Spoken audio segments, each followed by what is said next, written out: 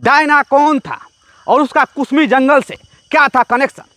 15 साल से कुसमी जंगल में एक तरीके से कहा जाए वो लकड़ी का तस्करी करता था और कुसमी जंगल में वो लड़कियों को अपने हवस का शिकार बना देता था।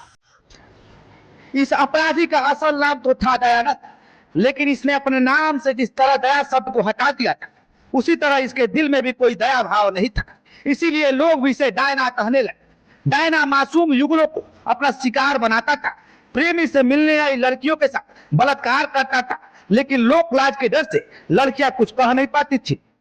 डायना इसी जंगल में प्रेमी युगलों को पकड़ता था और उनके साथ ब्लैकमेलिंग करता था। ब्लैकमेलिंग के नाम पर अगर पर्स में जितना पैसा है वो निकाल लेता था।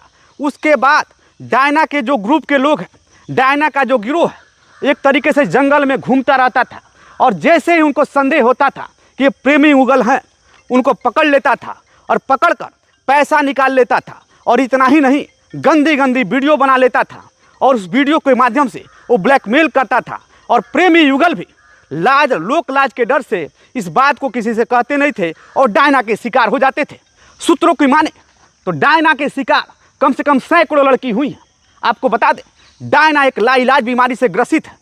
तो ये भी संभव हो सकता है जितनी लड़कियों को उस शिकार बनाया, तो एक तरीके से उस लाइलाज बीमारी को वो पूरे शहर में फैला सकता था। एक ऐसा आशंका बताया जा रहा है। मेडिकल में HIV पॉजिटिव होने की पुष्टि हुई है।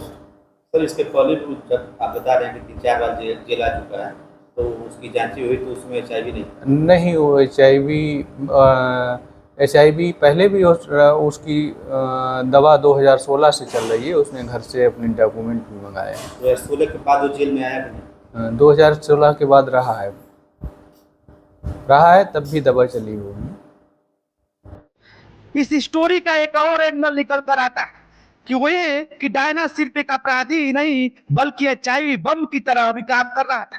तो क्या डायना का कुछ और भी मकसद था? गौरतलब है कि डायना 2016 से HIV की बीमारी थी, तो फिर उन्होंने ने कितने मासूम लड़कियों को न सिर्फ अपने हवस का शिकार बनाया बल्कि अपने ही जैसा जानलेवा बीमारी भी उनको देता होगा। गोरखपुर की जेलर ने तो जो बताया उससे तो यह बात पुख्ता होती जा रही है। जेलर साहब बताते हैं कि वह HIV की दवा पहले से ही खाता था। तो कहीं डायना का मकसद HIV फैलाना तो नहीं? पीछे बुढ़िया माई का मंदिर है और ये कच्ची सड़क है। कच्ची सड़क को दिखाइए। कच्ची सड़क पर जब प्रेमी युगल टहलते थे, या यूँ कह ले कि जब डायना के लोगों का नज़र उन पर पड़ता था, शाम का समय होता था और यही वो झाड़ी है। झाड़ियों के बीच में जब प्रेमी युगल बात करते थे, टहलते थे, आपस में बात करते थे, या कोई भी हरकत ऐसा लगता था डायना के लोगों को या डायना को कि ये प्रेमी युगल हैं, मामला बन सकता है, तो प्रेमी युगल को पहले हड़काते थे और हड़का कर उनसे पैसा लेते थे और उसको लगता था कि मामला बन सकता है। अगर प्रेमिका जो है प्रेमी को पहले भगा देते थे, प्रेमी को मारते भी थे और प्रेमिका के साथ गलत करते थे।